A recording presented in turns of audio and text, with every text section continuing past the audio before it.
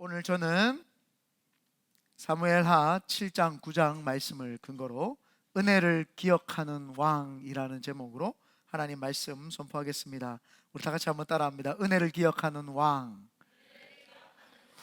높은 자리에 있으면 사람들은 보통 어떤 생각을 할 것 같습니까? 높은 자리에 오르거나 왕의 자리에 오르거나 대통령의 자리에 오르면은 많은 사람들이 자신의 큰 업적을 이루기 위해서 참모진들을 꾸리고 또 참모진들을 꾸려가지고 계획을 하고 어떻게 운영할 것인지에 대한 생각을 할 겁니다. 또 자신의 업적을 남기기 위해서 영웅화 작업을 하죠. 그래서 영웅화 작업을 해가지고 역사에 길이 남는 자신의 어떤 업적을 남기려고 하는 그런 영웅화 작업을 합니다. 그런데 오늘 성경에 보면 다윗은 자신이 왕의 자리에 올랐을 때에 이러한 것들을 하지 아니하고 하나님의 그 성전, 하나님이 그 법궤가 있는, 임재하심이 있는 법궤가 있는 거기 그 장막에 들어가서 하나님 앞에 앉아서 곰곰이 묵상을 합니다. 하나님, 제가 어떻게 왕이 되었습니까? 라고 곰곰이 묵상을 할 때 하나님의 은혜인 것을 그는 그 자리에서 깨닫게 됩니다. 왜냐하면은 자기는 왕이 된 것을 뒤돌아보니까 자기 공로로 된 것이 하나도 없어요. 그냥 목동 생활을 하고 있던 그냥 하나의 목자였던 자기가 어느 날 보니까 왕이 되어 있어요. 그 왕이 되어 있는 자기 자신을 발견하니까 이것은 하나님의 은혜다라는 걸 알게 되죠. 우리도 마찬가지 아닙니까? 우리가 우리 자신 보면 어떻게 여기에 이 자리에 있을 수 있습니까? 사실은 있을 수 없는 사람입니다. 그런데도 하나님이 은혜가 임하여서 우리가 여기 앉아 있죠. 그래서 오늘 본문 7장 18절에 보면은 이렇게 이야기를 합니다. 다윗 왕이 여호와 앞에 들어가 앉아서 이르되 주 여호와여, 나는 누구이오며 내 집은 무엇이기에 나를 여기까지 이르게 하셨나이까. 다윗은 하나님 앞에서 자기가 왕이 아니라 하나님의 은혜를 입은 자, 하나님의 은혜를 피해갈 수 없는 자라는 걸 고백하는 내용입니다. 하나님 성막에 들어가서 앉아서 그가 묵상을 하면서 돌아보고 또 돌아보고 또 돌아보니까 모든 것이 하나님의 은혜라는 걸 깨닫게 되죠. 그래서 다윗이 위대한 사람입니다. 다윗이 왕임에도 불구하고 자기를 왕으로 인식하지 아니하고 하나님 앞에 예배자로서 하나님 앞에 바로 서야 되는 한 사람으로서 자기를 인식을 했고, 자기 객관화가 정확히 되어가지고 자기를 하나님 앞에 겸손함으로 드릴 수 있는 자, 그래서 다윗이 위대한 왕인 줄 믿습니다. 오늘 우리에게도 하나님의 은혜가 깨달아지는 그 역사가 있으시기를 예수님의 이름으로 축원드립니다. 첫 번째가, 하나님께 은혜 받은 자는요, 하나님께 은혜를 갚을 줄 알아야 됩니다. 신약 성경에 누가복음 7장에 보면은 10명의 문둥병이 나옵니다. 갈릴리와 사마리아는 이렇게 갈릴리 지역이 있고 그 다음에 사마리아 지역이 이렇게 있습니다. 요 경계선, 갈릴리와 사마리아 경계선에 예수님께서 예루살렘으로 내려가시려고 그 경계선을 지나서 내려가는데 거기에 10명의 문둥병이 나옵니다. 그 10명의 문둥병이 예수님이 지나가신다는 소리를 듣고 예수님을 부릅니다. 큰 소리로 예수님을 부르고 또 부르고 또 부릅니다. 그랬더니 예수님이 멈춰가지고 그들 문둥병자들을 보니까 자신들의 문둥병을 예수님에 보이면서 우리를 좀 치료해달라고 그렇게 호소를 합니다. 그때 예수님께서 그들의 호소를 듣는 내용이 나옵니다. 누가복음 7장 11절에서 14절입니다. 예수께서 예루살렘으로 가실 때에 사마리아와 갈릴리 사이로 지나가시다가 한 마을에 들어가시니 나병 환자 10명이 예수를 만나 멀리 서서 소리를 높여 이르되 예수 선생님이여, 우리를 불쌍히 여기소서 하거늘 보시고 이르시되 가서 제사장들에게 너희 몸을 보이라 하셨더니 그들이 가다가 깨끗함을 받으시라. 그 예수님에게 예수님이시여 우리를 치료해달라고 이야기를 하니까 예수님께서 제사장한테, 목회자한테, 그 당시 제사장한테 가서 기름 부음 받은 자한테 가서 자신들의 몸을 보이라, 왜냐하면 그 몸을 보이라고 하는 말은 내가 치료가 되었는지 안 되었는지, 구약 시대에는 제사장에게 가면은 제사장이 그것을 보고 식별해서 이 사람은 치유받았습니다 라고 공표해 주면 이 사람이 치유를 받았고, 당신 아직 치료받지 못했습니다 라고 하면은 그 사람은 아직도 환자입니다. 그래서 제사장에게 가서 네 몸을 보이라, 이 말은 벌써 예수님은 미래지향적으로 말을 하고 있습니다. 현재 이 사람들은 문둥병인데 네 몸을 제사장에게 가서 보이라, 너희 벌써 치료됐다라는 겁니다. 그래서 그 사람들이 그 말을 듣고 제사장에게 가는 길에 자신들의 몸이 치료되는 것을 경험을 하죠. 자신들의 몸이 치료되는 것을 경험했으니 그 얼마나 큰 은혜를 받은 것입니까?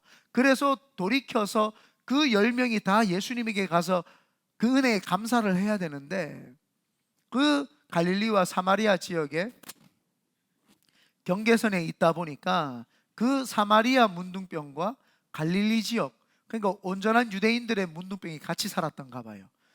옛날에 대구에 칠곡이라는 곳에 가면은 그 나병 환자촌이 있습니다. 그 문디촌이라고 이렇게 이야기를 하죠. 그분들 사실은 이 문디촌에서 이거는 없는 병이 아닙니다. 없는 병이 아닌데 잘못된 의학수를 가지고 사람들이 지금은 한센병이라고 이야기를 하죠. 설교의 이해를 돕기 위해서 문둥병이라고 했지 지금은 한센병이라고 하기 때문에 여러분들이 오해 없으시기를 바랍니다. 그래서 문둥병 환자촌이 있었어요.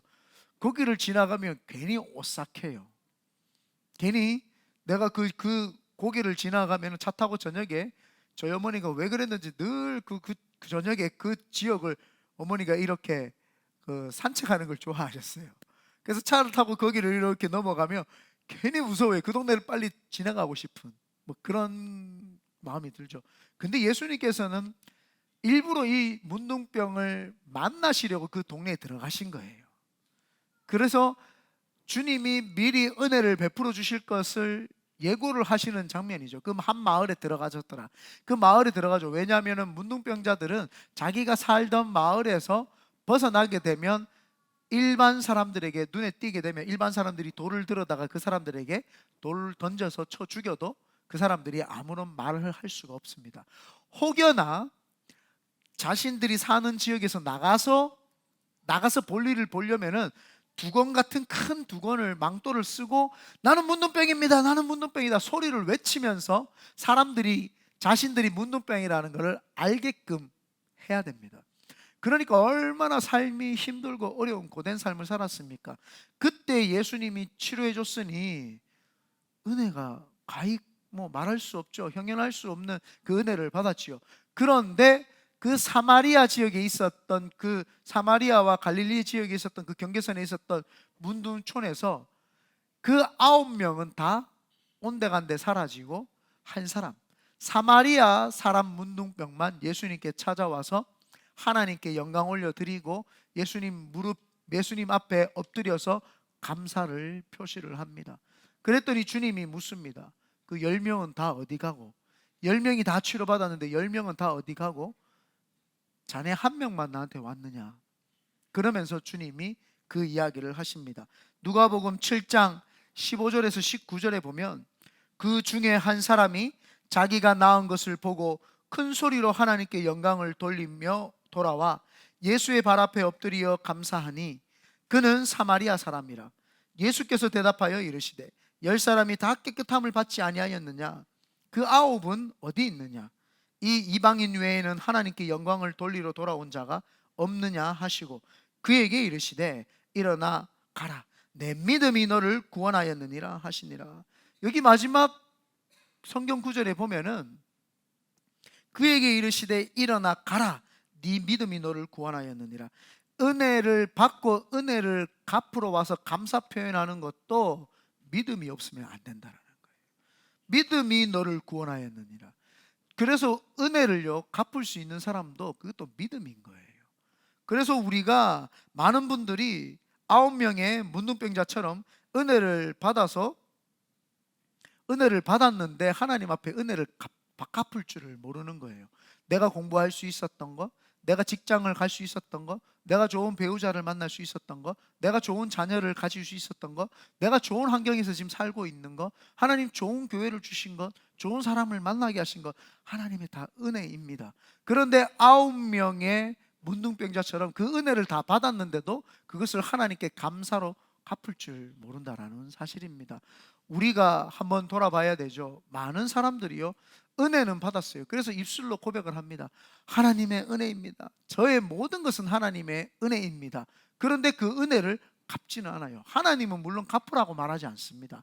하나님은 갚으라고 하기 위해서 은혜를 베푸신 분이 아닙니다. 그냥 무한하신 하나님의 은혜는 사람에게 나타만 나도 그것은 은혜로 막 작용을 하기 때문에 하나님 앞에서는 하나님이 갚으라고 주시는 것이 아니지만 우리 입장에서는 그것이 감사하기 때문에 그 은혜를 갚아야 되는 겁니다. 하나님이 안 갚아도 된다라고 할지라도 아닙니다. 하나님, 저는 하나님 앞에 은혜를 갚아야 된다라고 우리는 이야기를 해야 되고 그런 삶을 살아야 됩니다.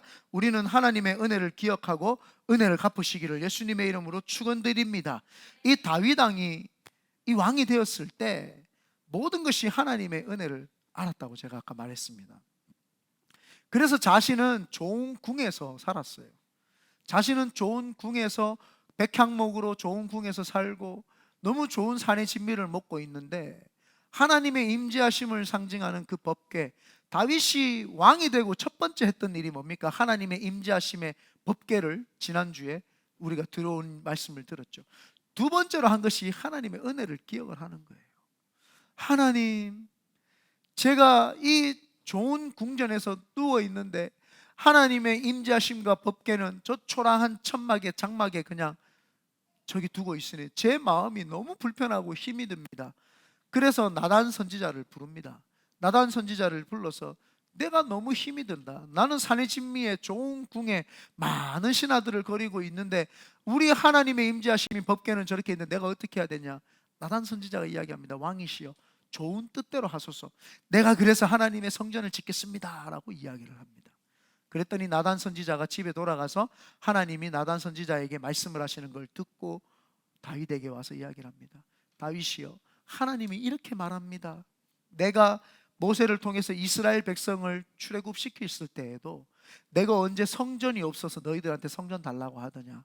내가 네가 음침한 사망의 골짜기를 다니든 어디를 다니든 내가 성전을 언제 소유하기를 원했고 성전을 달라고 한 적이 있더냐? 나는 살아있는 자의 하나님, 아브라함의 하나님, 이삭의 하나님, 야곱의 하나님, 나는 산 자 그 사람하고 함께 있고자 하고 그 사람 중심에 있고자 하는 것이 나이지 나는 성전에 있는 자가 아니다.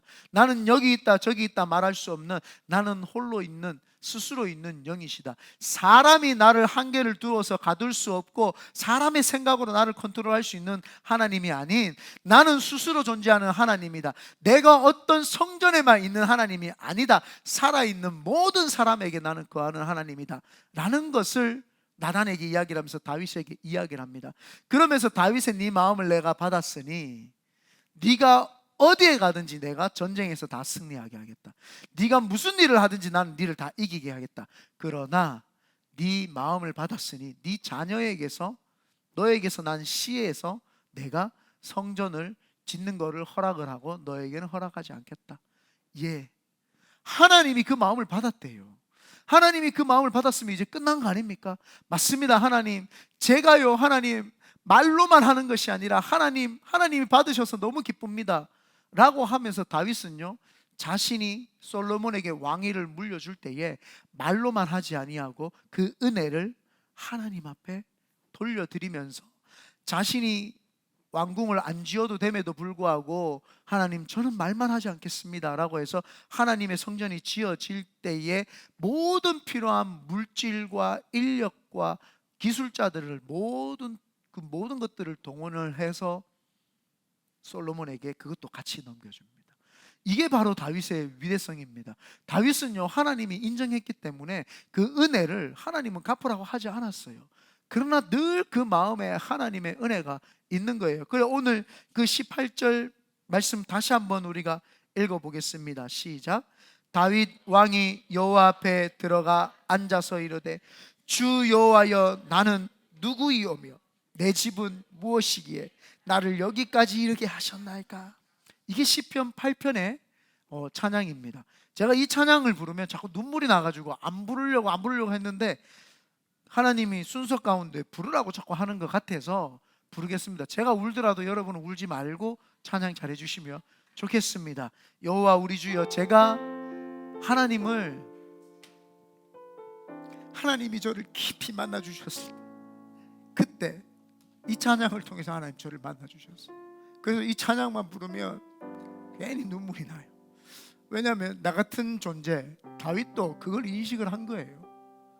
자기를 뒤돌아보니까 걸음마다 자옥마다 죄밖에 없거든요. 저도 마찬가지입니다. 뒤돌아보면 죄밖에 없습니다.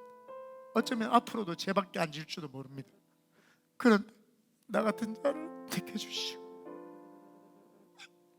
나 같은 자를 목사 삼아 주시고, 나 같은 자를 하나님 의롭다고 칭해 주시고, 나 같은 자를 자녀로 불러주셔서 그게 감사한 거예요. 다윗도 마찬가지입니다.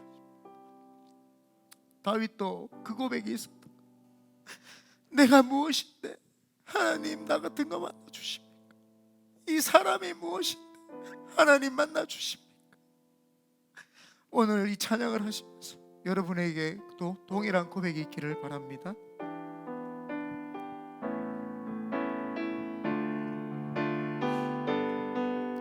여호와 우리 주여, 여호와 우리 주여, 주의 이름이 온 땅에 어찌 그리 아름다운지요, 어찌 그리 여호와 우리 주여, 여호와 우리 주여, 주의 이름이 온 땅에 어찌 그리 아름다운지요, 어찌 그리 아름다운 주의 손가락으로 지으신 주의 하늘과 주가 베풀어 두신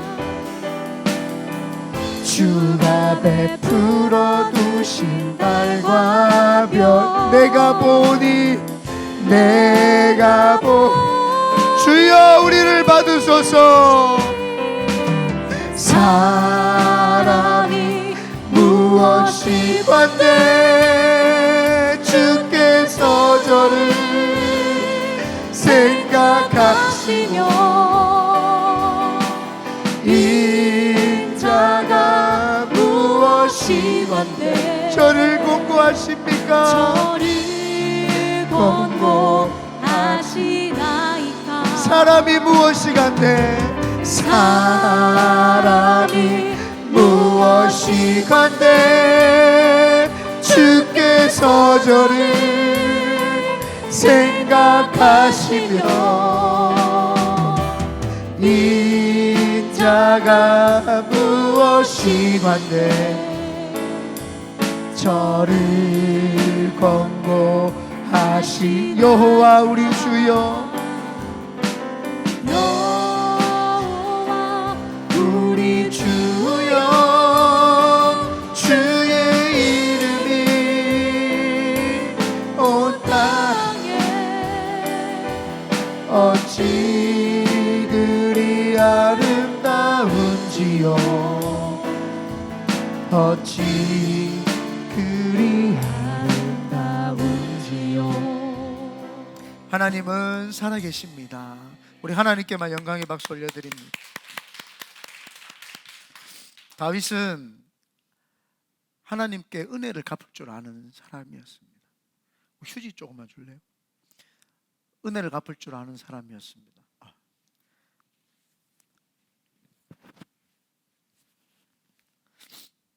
우리가 신앙생활을 하면서 은혜를 잃어버리면 다 잃어버린 겁니다. 그래서 세상 거 다 잃어도 하나님 잃어버리지 않는 거, 그게 우리한테는 제일 중요합니다.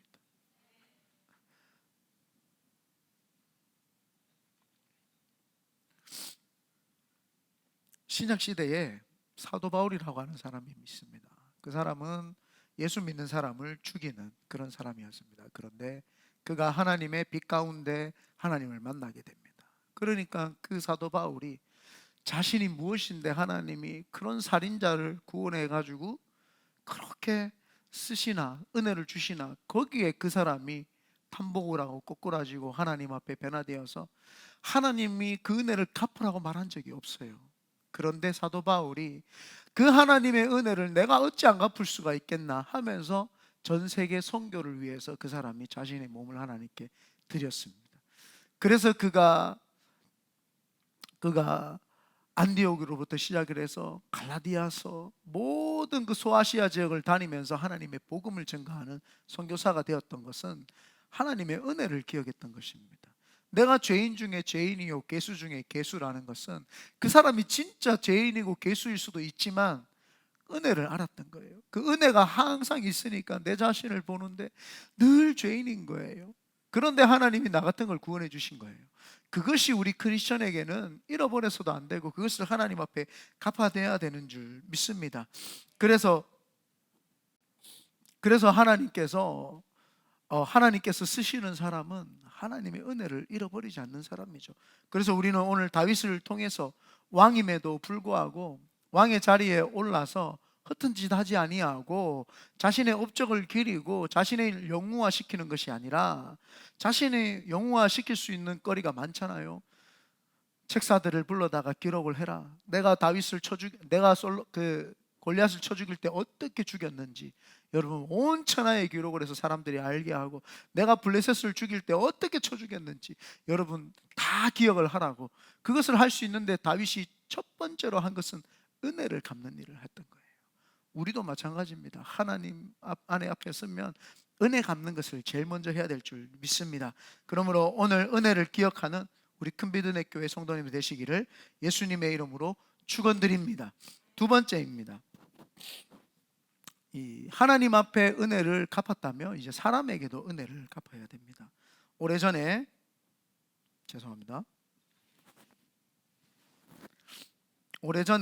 미국의 보스턴시에 스트로사라고 하는 청년이 살았습니다. 그 스트로사라고 하는 청년은 참 큰 꿈을 가지고 비전을 가지고 이 장사를 해서 거부가 되겠다는 마음이 있었습니다. 그런데 그 수중에는 돈이 한 푼도 없었어요. 그 돈이 한 푼도 없다 보니까 그 보스턴에 사는 거부인, 거부로서 사업을 하고 있었던 바턴이라고 하는 사람에게 찾아갑니다. 그래서 바턴에게 찾아가서 2,000불, 굉장히 오래전 이야기이기 때문에 2,000불, 지금은 한 200만 불 정도, 아니면 20만 불에서 200만 불 정도, 텀이 너무 큰가요? 여튼 큰 겁니다. 이게 한 100년 전 이야기이기 때문입니다. 그래서 그 돈을 빌려달라고 이야기를 합니다. 자신은 가진 집도 없고 땅도 없으니까 담보로 내놓을 것도 없습니다. 그래서 나에게 2,000불을 좀 빌려달라고 보턴시를 찾아가서 이야기를 합니다. 그랬더니 그 사람이 이 청년을 보니까 보잘것도 없어요. 내밀 것도 없고 이렇게 담보를 잡을 만한 것도 없어요. 하나 자기가 가지고 있는 건 꿈과 비전만 이야기를 해요. 그래서 이런 지하에 거절을 합니다. 미안합니다. 나는 당신에게 투자할 수 없습니다. 그러고 나서 보턴 씨가 집에 와서 돌아와서 가만히 눈을 감고 생각을 하는데, 내가 사업을 한다고 인격도 없는 땅에다가도 돈을 투자하고, 건물을 세우려고 건물에게도 투자를 하고, 내가 많은 물건에게 투자를 해서 팔기까지 했는데 내가 저 젊은 꿈의 사람, 저 인격적인 꿈의 사람한테 투자를 못할 이유가 뭐 있는가? 그렇게 해서 그 청년을 다시 스트로사를 불러가지고 내가 2,000불을 빌려주겠다. 당신이 성공하거든 반드시 갚으시오 라고 하면서 당신의 꿈과 재능과 비전을 내가 사겠다고 2,000불을 빌려줍니다.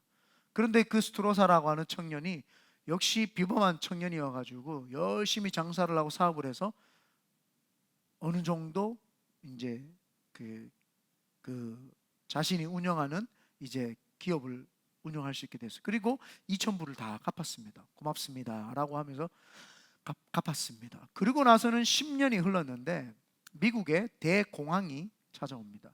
전 세계 대공황이 찾아오는데 미국의 대공황이 찾아오는데 그 미국의 대공황은 미국의 모든 자본이 독일로 많이 흘러 들어가 가지고 그래서 독일을 살리는 자금이 들어가는데 그 미국의 대공황으로 찾아오게 되죠. 그래서 미국의 대공황이 찾아와서 그 보턴시라고 하는 사람이 어마어마한 빚을 지면서 사업이 망하게 되었어요. 그런데 이 스트로사라고 하는 그 청년이 중년이 되어 가지고 그 보턴시를 찾아옵니다. 당신이 지금 빚지고 있는 모든 빚을 제가 다 갚아드리겠습니다. 아니, 당신은 나에게 2,000불의 빚을 다 갚았는데도 불구하고 왜 또 나에게 이렇게 빚을 갚으려고 하느냐? 아닙니다. 보턴시, 나는 당신에게 2,000불만 받은 것이 아니라 당신이 나에게 베풀어줬던 그 은혜를 나는 받았습니다. 나는 2,000불이라고 하는 돈은 당신에게 갚았지만 당신에게 은혜를 갚은 적이 한 번도 없습니다. 그래서 이번에 이 모든 돈을 하는 것은 제가 받은 은혜를 당신한테 갚기 위함입니다 라고 하면서 그 은혜를 갚았다는 겁니다. 제가 이 예화를 찾다가 예화를 보면서 굉장히 많은 생각을 했습니다. 하나님께서는요, 우리에게 은혜를 베푸실 때 하나님이 직접 현현해서 꿈과 비전을 주시고 환상을 주셔서 은혜를 주실 수도 있는데 하나님은 꼭 사람을 통해서 은혜를 베푸세요. 그래서 사람을 통해서 은혜를 베푸기 때문에 그 은혜를 받는 통로는 사람입니다. 저도 마찬가지입니다. 제가 인생에 여기까지 올 수 있었던 것은 수많은 목회자들과 우리 어머니와 우리 누나와 많은 사람들, 특별히 여기 계신 큰비전의교회 성도들 덕분에도 제가 이 자리에 서 있을 수 있는 겁니다. 사람을 통해서 은혜를 받지 않고는 이 자리에 있을 수가 없습니다. 그래서 이 다윗이라고 하는 사람도 그 은혜를 갚으려고 했던 겁니다. 자신이 사울 왕에게 쫓겨서 도망가야 되는 그 시점에 이 다윗이라고 하는 사람은 사울 왕의 아들이었던 요나단에게 큰 은혜를 입습니다. 요나단이 다윗이 잘 도망갈 수 있도록 퇴로를 열어주고 아버지의 사인을 받아가지고 아버지가 네를 죽이려고 한다라는 사인을 줘서 빨리 도망갈 수 있도록 퇴로를 열어줍니다. 그래서 그 요나단의 사랑과 은혜를 깊이 받았던 다윗이 자기가 왕이 되고 나서는 하나님께 은혜를 갚고 나에게 은혜를 베풀어 준 그 사람을 기억을 합니다. 그래서 요나단을 기억을 하고 요나단을 기억을 하는데 요나단 때문에 이 요나단은 블레셋과의 전투에서 벌써 죽었습니다. 그런데 요나단이 죽었는데 요나단의 그 해줬던 은혜 때문에 사울 왕의 집안에 혹여라도 내가 은혜를 베풀어 줄 사람이 없냐 한번 찾아봐라. 그래서 신복에게 이야기해서 그 신복들이 다윗의 이야기를 듣고 사울 집안에 은혜를 받을 만한 사람을 찾았더니 무비보셋이라고 하는 그 요나단의 아들이 있는 거예요. 그 사울 왕과 그 요나단이 전쟁에서 블레셋 전쟁에 죽었을 당시에 그 무비보셋이 5살이었어요. 그 5살이 유모가 데리고 도망을 가다가 떨어뜨렸는지 다리를 다쳐서 장애가 됩니다. 그래서 다리를 쩔뚝쩔뚝 한쪽 다리를 쩔뚝쩔뚝거리면서 다니는 사람이 이 무비보셋이었어요. 누가 봐도 볼품없는 사람, 누가 봐도 장애인이에요.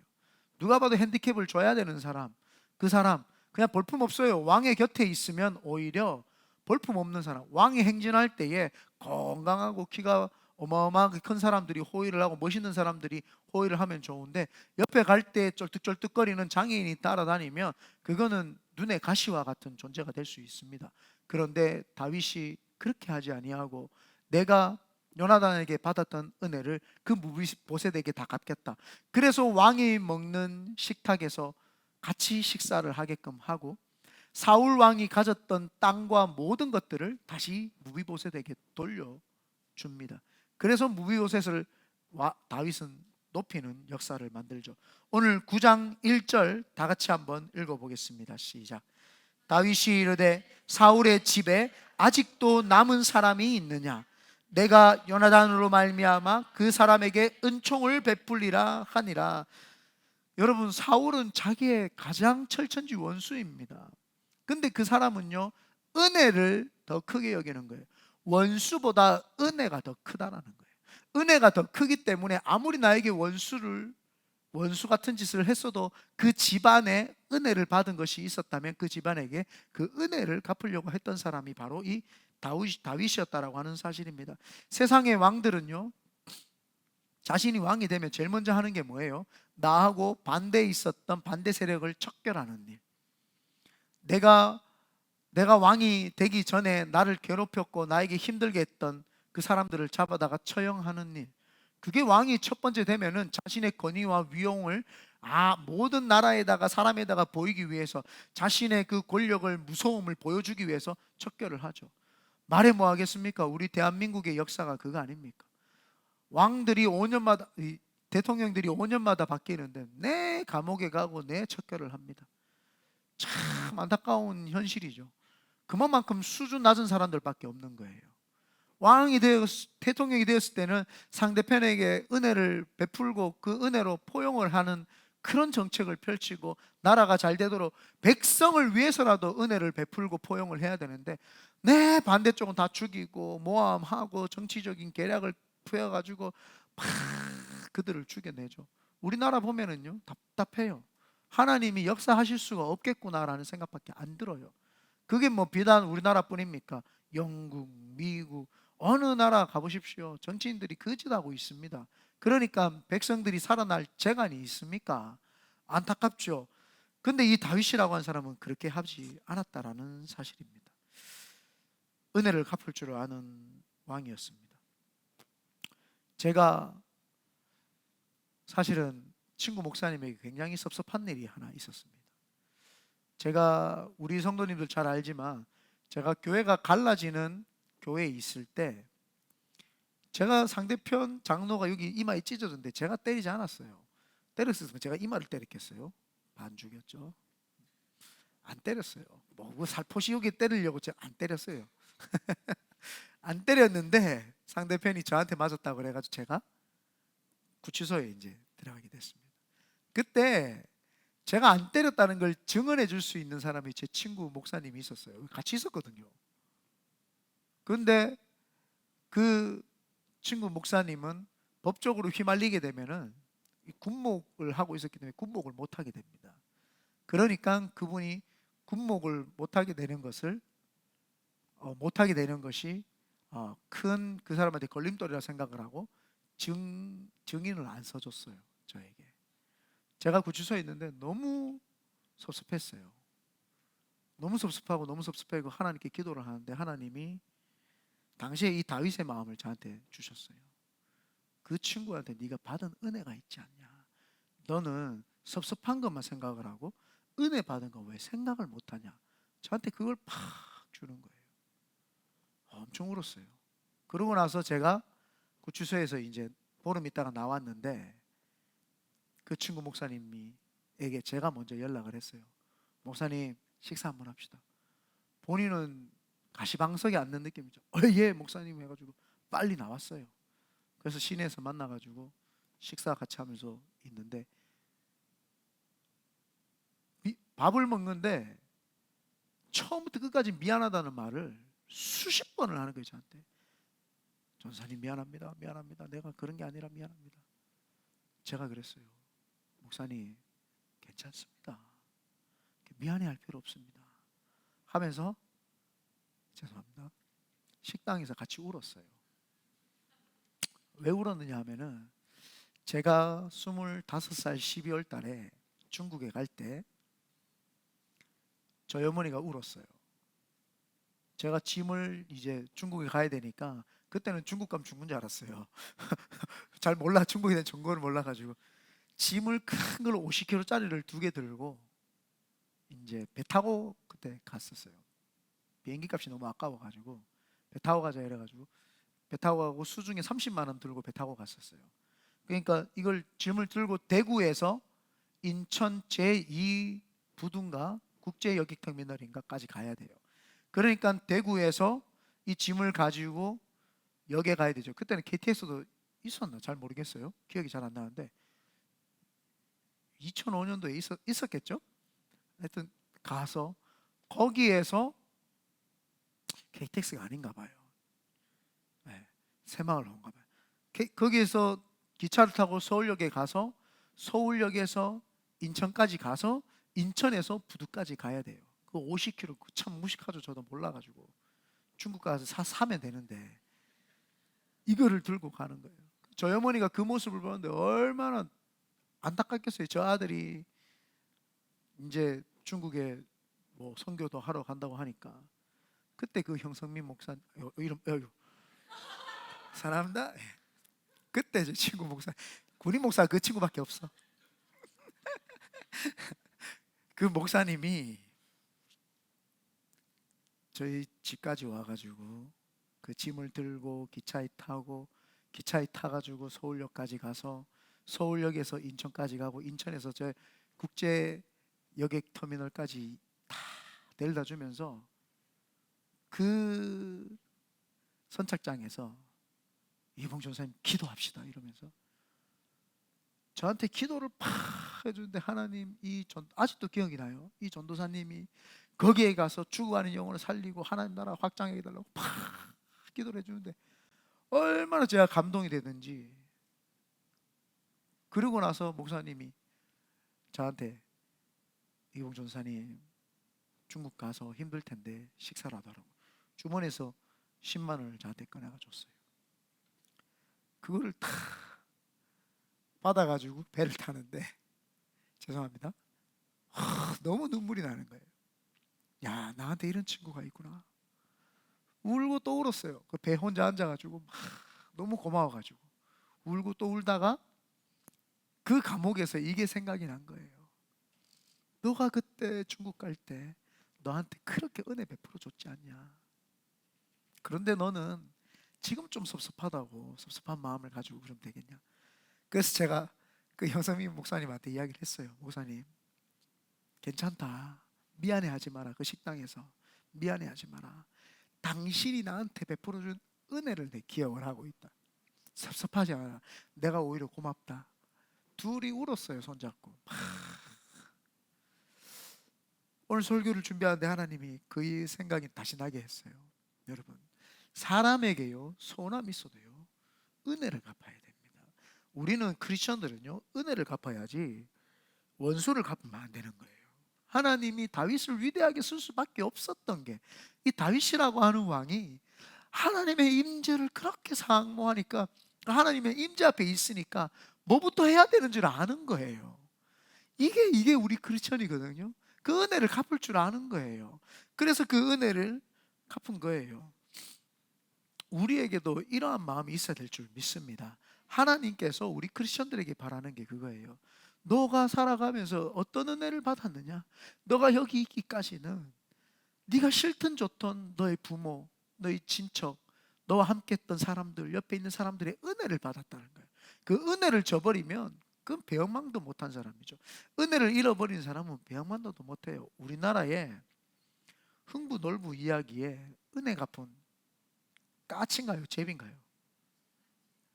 까치예요, 제비예요? 제비 아닌가요? 제비죠. 나도 까치인가 제비가 자꾸 헷갈렸어요.